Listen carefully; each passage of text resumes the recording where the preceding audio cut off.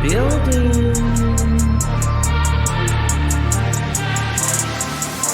High priestess in the building, didn't let my fears kill me. Transmuted my pain in that cleanse in the rain. Down out, I was worth it and I conquered my demons. I accepted my purpose and the goddess I became. I think marriage, with the whole, everything that we talked about with the beliefs of what we've been taught, especially with marriage, it's like not only marriage, there's a lot of things in life too that we put fear on of what happens if I do this. And instead of like talking it out and being okay to move past it and move on and separate, there's just this fear. So we don't do anything. We just stay in the fear and we keep trying or we don't. And the fear of even like another love, it could be just love in general, another relationship. The doubt in our subconscious mind prevents us, because we are humans that want security of like, I need to see it first to know I can leave. I need to feel it. I feel okay with it before. I think that's another thing with men and women, but we all do it in some way. But we need to feel okay to move on. And there's this thing that everyone hears is trust the process, which is not seeing it. You feel it. You just know it. You trust it and make the decision. But I also have a different opinion about sex now versus before.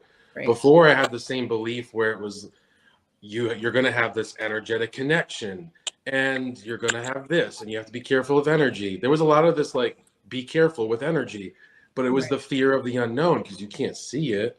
You could feel it. You could feel it. And I personally like, I like sex, and it's like, it's either, it has to be a mental, physical, spiritual, it has to have those connections. And my opinions about relationships changed because I was always this person that was like, okay, I went through a breakup. I feel better now. I waited some time. I'm happy. Oh, I'm ready for someone. And I get into a relationship. And I wasn't realizing like I would love myself, but then like give up on myself to bring in someone else to compliment me, but it wasn't like enough. So then it would go back down. So now I'm just free to be myself, where it's like, I'm not looking for this perfect person. I'm not looking, this is Joe. Joe likes this, and this. And if you're cool and I'm cool, just like I think Ashley said something before, if you're a vegan, cool. Like, just don't make me be a vegan. Like, I love you for who you are. You like, it's not like a deal breaker, where for me in the past, it used to be socks, actually, like weird socks. Like something about weird socks on women. I'd be like, yeah, no. It's turned off at one point. I was like, yeah, it's weird. It's like the socks. No, that's where I draw the line. That's kind of embarrassing to admit. Like, yes, so her socks were kind of weird, and I don't know why. But people are okay to have their preference, though. So, do you guys feel, or should I say this? When do you realize like maybe I'm not a great communicator? Because I think communication is one of the downfalls of dating and relationships. Period. When do you stop and say, maybe I'm not the best communicator in this situation? I feel like we start to get those resentments and they start coming out in arguments. It's because you are, as men, like, you're not really taught from a young age, you're taught to be strong, not really emotion. So, we have a hard time expressing how we feel in the moment. Like, a woman will tell you like, why she's upset right then and there. Like, I didn't like that. And give you like a 5-minute breakdown, the whole thing. And you'll be like, wow, I didn't really think that when that came out of my mouth that was going to make you feel that way. But, your wife or your girlfriend might say something to you. And instead of like, I didn't like why, you just kind of like let it go. You don't really say something right then in the moment.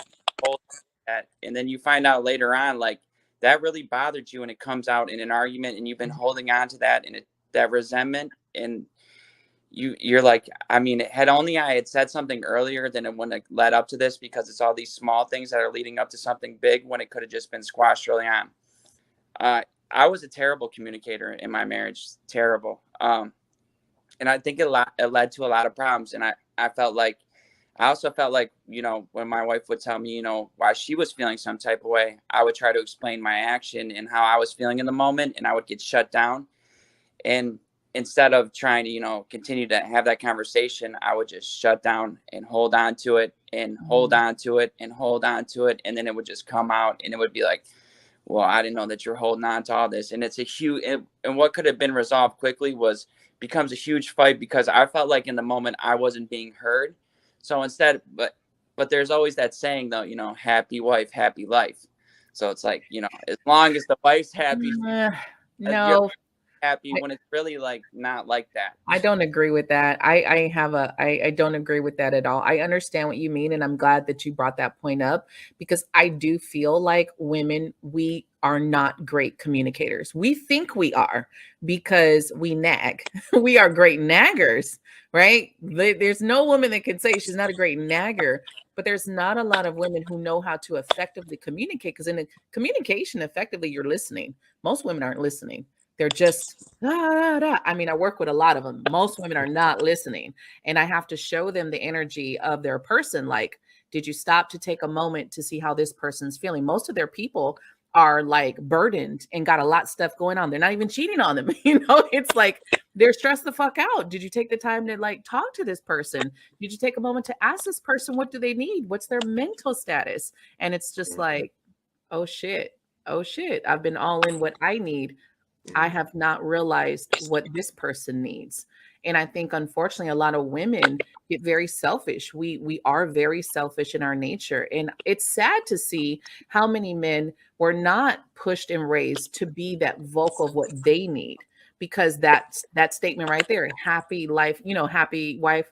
And it's like, no, because the partnership's not going to be happy.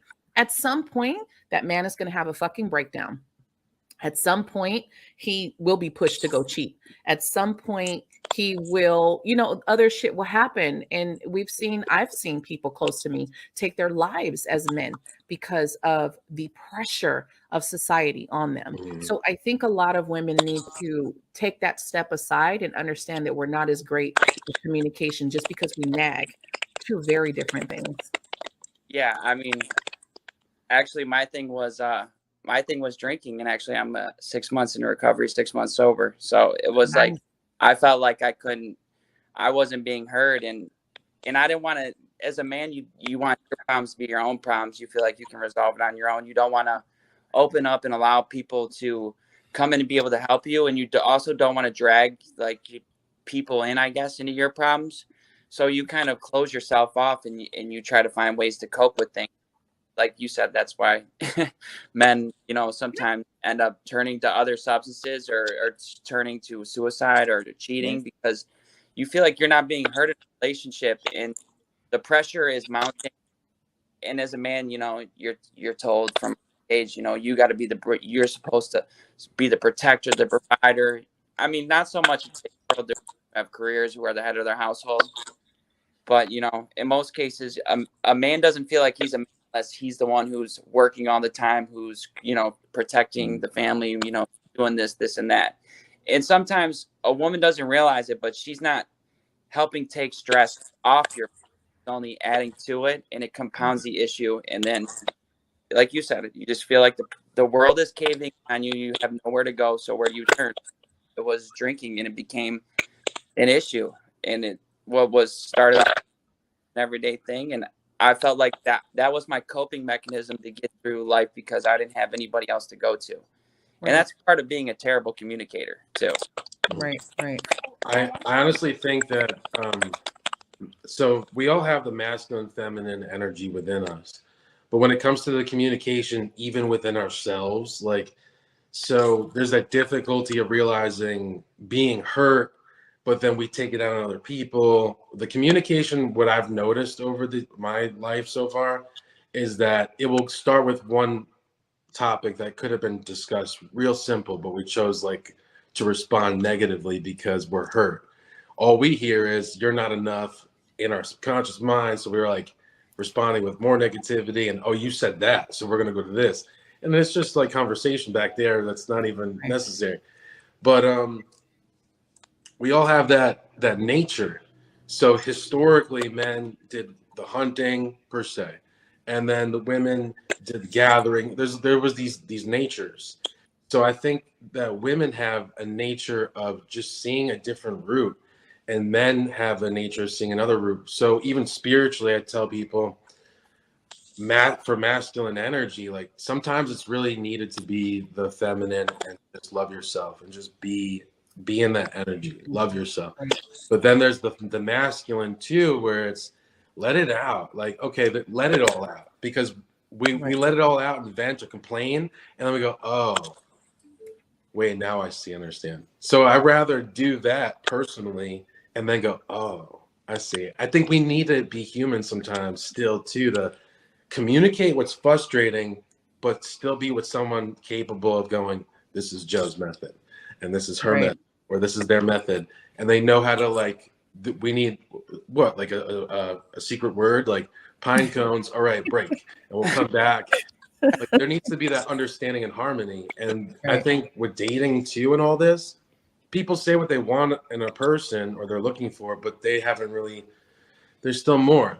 There's always more learning for me too, but communication is big. And I learned this recently too, and I'll kind of wrap it up. I like to talk a lot. It's about speaking your truth. And spiritually, it sucks sometimes because I already know and feel, I don't know everything, but this person's like not telling me something. And I'm like, hey, what's going on? And I'm like, oh, nothing. And I'm going, okay, if you need to speak your truth, it's okay. But they act weird. They won't talk for like 3 days. And I'm like, hey, you want to just be friends? Oh, yes. Come to find out, they're going to go back to their ex. But this is a while ago, but you feel it as a spiritual person. I think everyone still feels it. But speak your truth. Speaking your truth, you're being able to say, hey, I like you. Hey, I'm not really happy right now. Hey, I'm going to go complain over there and be a little weird and come back. Like, whatever that is. Speak your truth. Yeah. So I wrote some notes because I wanted to touch on something that both Joe and Kyle had said. Actually, and you, Ariana. So the first thing is with the nagging. So back to what we had said in the beginning with, like, having your own self-worth. The only reason you nag is because either you did not communicate or you're too afraid to leave after you did communicate and you're still not getting something that you need in the relationship. So yeah, communication is the biggest thing. You state, hey, listen, I know it may not be the funnest job, but I don't like taking out the garbage, and I really appreciate it if you do that. That's like one thing that I feel like a guy should handle, and it's something that I need. Now me, that's so trivial, but I'm just saying as an example, if there's something that you need, you communicate it. And once you communicate it, you do not nag. If it's something you cannot live with, then you have to walk away. You have to decide, okay, I communicated this and it's now their choice. If they, feel that they care enough to take that burden off me, they will do it. And if they don't, I have the choice to walk away. But I'm not going to stay and nag and try to change them.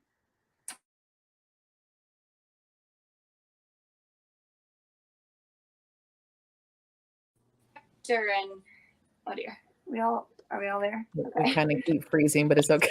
We're back. I was like,